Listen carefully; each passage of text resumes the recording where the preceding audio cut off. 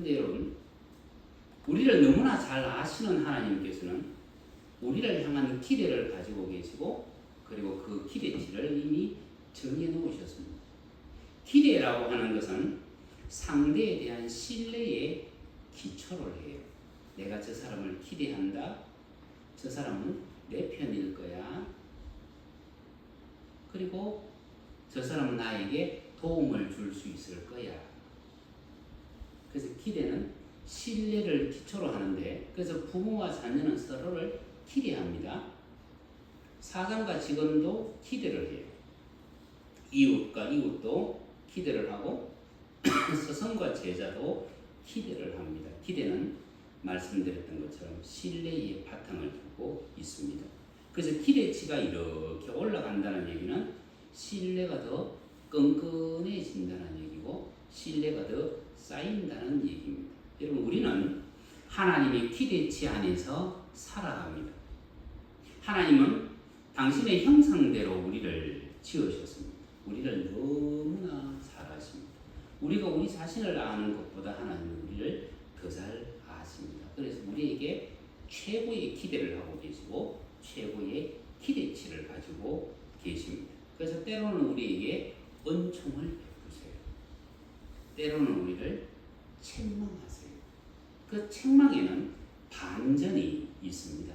하나님께서 더 온전하게, 하나님께서 더 성숙된 모습으로 우리를 이끄시려는 하나님의 은혜가 그 배후에 깔려 있습니다. 하나님 우리를 보셨을 때 우리는 존재의 이유가 있어요. 그렇죠? 우리는 존재의 가치를 다 가지고 있습니다.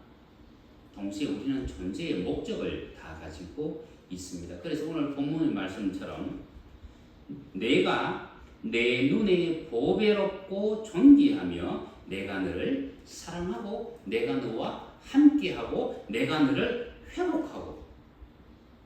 여러분, 하나님이 나를 향하여 보배롭다고 말씀을 하시고 존귀하다고 말씀을 하시고 너는 사랑스럽다고 하시고 내가 너와 함께한다고 말씀하시고 내가 너를 회복한다고 말씀하십니다.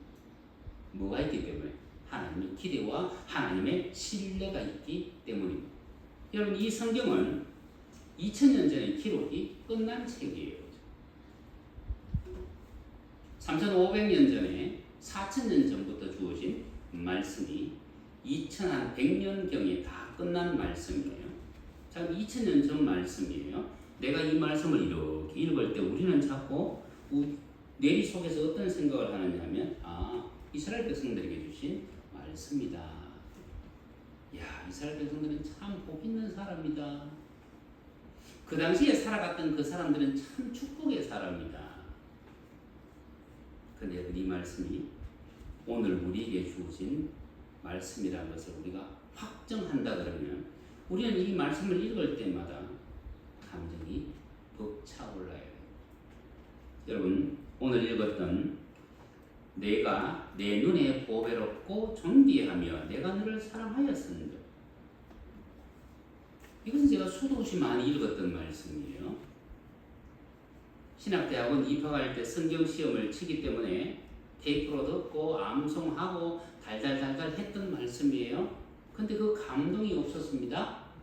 그런데 너는 내 보배니라 이 한마디 말씀을 귓가에 던져 주었을 때에 성경 전체를 읽었을 때보다 더 큰 감동이 저희한테 오게 되어지고, 그리고 성경을 볼 때마다 마음이 달라진다. 하나님께서 우리를 보배로 여기셨다는 얘기는 하나님께서 우리를 향한 놀라운 기대를 가지고 계시다. 그래서 이 마음으로 우리는 성경을 읽어야 되고 우리를 향한 하나님의 마음을 기대해야 됩니다. 하나님께서 사울에게 아말렉 족속을 진멸하라고 말씀하셨습니다. 그때 사울은 아말렉 족속을 진멸하면서 가장 좋은 것을 다 끌고 왔습니다. 그리고 아말렉의 왕 아각을 끌고 왔습니다. 여러분, 아말렉은 우리의 본성적 자아입니다. 아각은 폭군이라는 뜻을 가지고 있습니다. 독재자라고 하는 뜻을 가지고 있습니다. 내가 내 마음대로 하고 싶은 기질을 성경은 아각으로 묘사를 합니다. 결국 하나님께서 사울에게 요구하신 것이 뭐예요?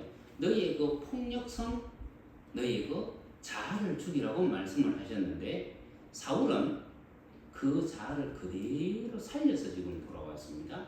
그리고 자기의 폭력성, 자기를 과시하려는 마음을 가지고 왔습니다. 이것을 가져온 사울은 하나님의 포도원인 갈멜에 자기를 위한 기념비를 세웠습니다. 하나님은 사울에게 너희의 그 폭군의 기질을 죽이라고 말씀을 하셨고 하나님 앞에 엎드리라고 말씀을 하셨는데 사울은 자기의 그 폭력적인 기질을 그대로 다 가지고 하나님이 추수를 하는 하나님이 받으시는 그 하나님의 포도원에 자기를 위한 기념비를 세웠습니다. 그리고 하나님이 그를 책망했습니다. 여러분 하나님이 그를 책망했다고 해서 하나님이 사울을 떠나신 것이 아니에요. 여전히 하나님은 사울과 함께 하셨습니다. 그런데 여러분 오늘 우리가 읽었던 본문 말씀에 보면 이렇게 말합니다. 사무엘상 15장 34절 이에 사무엘은 라마로 가고 사울은 기브아 자기 집으로 올라가니라. 사무엘은 라마로 가고 사울은 기브아로 올라갔어요. 라마는 사무엘의 고향인데 이스라엘 땅에는 라마라고 하는 곳이 여러 곳이 있습니다. 한 곳이 아니에요. 이 라마는 두 개의 산등성이라는 뜻을 가지고 있습니다. 두 개의 산등성이가 이스라엘 백성들에게 굉장히 중요했던 이유는 뭐냐면 내가 이쪽 산등성이에 서고 하나님은 저 맞은편 산등성이에 선다는 개념을 가지고 있습니다. 내가 두 개의 산등성이 가운데 한 곳에 올라선다는 얘기는 내가 하나님을 마주한다는 얘기예요. 사무엘은 지금 그곳으로 올라갔습니다. 그런데 사울은요, 기브아 자기 집으로 돌아갔습니다. 여러분 성경에서 기브아는 어떤 의미를 가지고 있느냐면 악의 전형이에요. 이스라엘의 모든 악이 기브아에서 시작을 했습니다. 이 기브아 사람들은 불량자이고 기브아 사람들은 폭력자들이에요. 그래서 사사기에 읽어보면 기브아의 비류들, 기브아의 건달들이 등장을 합니다. 오늘 여러분들 읽지는 아니겠습니다만 호세아 9장 9절에 보면 이렇게 말합니다. 저기는 기브아의 시대와 같이 심히 패괴한지라. 기브아의 시대와 같이 심히 패괴한지라. 그러면서 10장 9절에 보면 또 한 가지를 말씀합니다. 이스라엘아 너희는 기브아의 시대로부터 범죄하였구나. 기브아의 시대로부터 범죄했다. 여러분 기브아의 뜻이 언덕이에요. 언덕에 올라서서 사람들을 내려다보고 사람들을 무시합니다. 여러분 사람들에게 폭력을 가한다는 얘기는 그 사람들을 무시하기 때문이에요. 그런데 그들이 사람들을 무시했지만 하나님의 손에 붙잡히면 그 폭력성도 하나님의 도구가 되어집니다. 그래서 다윗이 왕으로 있을 때에 다윗에게는 유명한 30명의 용사들이 있었습니다. 이스라엘 전역에서 뽑힌 30명의 용사예요. 그 중에 3사람이 기브아 사람입니다. 그들이 폭력성을 가지고 있고 그들이 불량자였지만 하나님의 사람의 손에 붙잡혔을 때 그는 선을 위하여 사용되어질 수 있었습니다. 여러분 사울이 바로 그 기브아 출신이에요. 하나님께서 그를 사랑하셨습니다. 하나님께서 그를 왕으로 세우셨습니다. 하나님께서 사울에게 기대한 것은 뭐예요? 사울 속에 있는 그 폭력성 그리고 자기 마음대로 하려고 하는 그 기질을 제거하라고 했는데 사울은 그것을 그대로 가지고 있다가 하나님의 책망을 들은 후에 다시 기브아로 돌아갔습니다. 그가 기브아로 돌아갔을 때 성경은 이렇게 기록합니다. 어떻게 기록을 하느냐 하면 여호와의 신이 사울에게서 떠나고 사무엘로부터 책망을 받을 때 떠나는 것이 아니에요. 그가 기부하러 돌아갔을 때 하나님의 신이 사울에게서 떠나가 버렸습니다. 여러분, 그렇다면 사울의 가장 큰 실수가 뭐예요? 사울의 가장 큰 실수가 뭐냐면 아각을 살려둔 것이 가장 큰 실수가 아니에요. 가장 큰 실수는 다시 기부하러 돌아갔다는 거예요. 내가 사무엘을 따랐어. 사무엘은 지금 라마로 올라가고 있습니다. 그곳 꼭대기에 올라가서 하나님을 마수하기를 원하고 있습니다. 내가 사무엘을 따라 올라가서 사무엘이 엎드리는 그곳에 나도 엎드려서 하나님, 저에게 하나님의 긍휼을 다시 한번 보여주십시오. 제가 하나님을 배우기를 청하고 다시 한번 하나님 앞에 서기를 원합니다가 아니고, 그는 언덕이 하나밖에 없는 기과로 돌아갔습니다.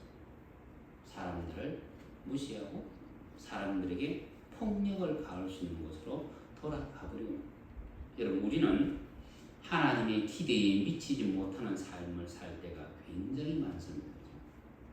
우리를 향한 하나님의 기대치는 우리가 생각하는 것보다 훨씬 더 높습니다. 왜냐하면 우리는 우리가 생각하는 것보다 하나님 앞에서 더 보배롭고 존귀한 존재이기 때문입니다. 그런데 우리가 하나님의 기대에 미치지 못하는 삶을 살아도 하나님은 우리의 부족함을 아들의 핏값으로 메꾸셨습니다. 우리의 실패도, 우리의 좌절도, 우리의 아픔도, 그리고 하나님의 말씀에 불순종한 모든 것에 대하여 하나님은 아들의 핏값으로 대신하셨습니다. 그러면서 오늘 고린도전서 6장 19절 말씀처럼 너희는 너희 자신의 것이 아니라고 말씀합니다. 우리가 하나님의 것이 되었습니다. 여러분, 소유주가 바뀌었어요. 예전에는 사울처럼 내가 나의 주인인 줄 알았어요. 그런데 너희는 너희 자신의 것이 아니니라. 왜냐하면 성령 하나님께서 우리 안에 들어오셨기 때문입니다. 소유주가 바뀌었습니다. 소유주가 바뀌어지면 모든 것이 다 바뀝니다. 모든 것이 바뀌어요. 집의 분위기가 바뀝니다. 인테리어가 바뀝니다. 가구가 바뀝니다. 식기가 바뀝니다. 모든 것이 다 바뀌어요. 그래서 성령 하나님은 우리 안에 들어오신 이후에 우리의 옛 성품이 새 성품으로 바뀌기를 원하세요. 그래서 오늘 우리가 불렀던 찬송, 비둘기같이 온유한 은혜의 성령 오셔서 거친 마음 어루만지사 위로와 평화 주옵소서. 그러면 은혜의 성령께서 우리 안에 오시기 전에는 우리는 하나님 보실 때는 거친 마음이었다는 얘기잖아요. 우리가 하나님의 사람이라면, 예수 그리스도의 은총을 가진 사람이라면 우리는 주님의 성품으로 바뀌어야 돼요. 그렇죠? 하나님 앞에서의 최고의 부르심은 내가 하나님 앞에 정복당하는 겁니다. 내가 하나님 앞에 정복당한다는 얘기는 내가 하나님을 신뢰하고 있다는 얘기고, 하나님께서 나를 책임져 주실 것을 믿는 겁니다. 예수님은 하나님의 기대를 만족시키셨습니다. 만족시켰기 때문에 아버지 원대로 되기를 원합니다. 나는 십자가에 달립니다. 그리고 죽습니다. 그런데 그 이후로도 하나님이 나를 책임지실 줄 믿습니다. 그 신뢰를 가지고 계셨던 예수님은 우리에게 그 방법을 일일이 말씀하세요. 하나님께서 우리를 기대하신다. 왜냐하면 우리를 신뢰하시기 때문에.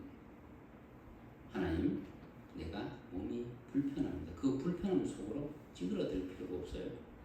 내 상황이 안 좋아. 그 상황 속으로 내가 찌그러들 필요가 없습니다. 왜냐하면 나는 누구의 것이에요? 하나님의 것이에요. 하나님이 책임지실 것이기 때문에 그 상황 속에서 하나님은 나를 손보시기를 원하신다. 그리고 하나님의 기대치에 부합한 사람으로 우리를 만들어 가시길 원하십니다. 사무엘을 따라서 라마로 올라갈 것이냐, 사울을 따라서 기부하러 갈 것이냐. 여러분, 오늘 사무엘상 15장 34절의 이 말씀이 우리로 하여금 다시 또 한 번 선택의 기로에 서게 됩니다.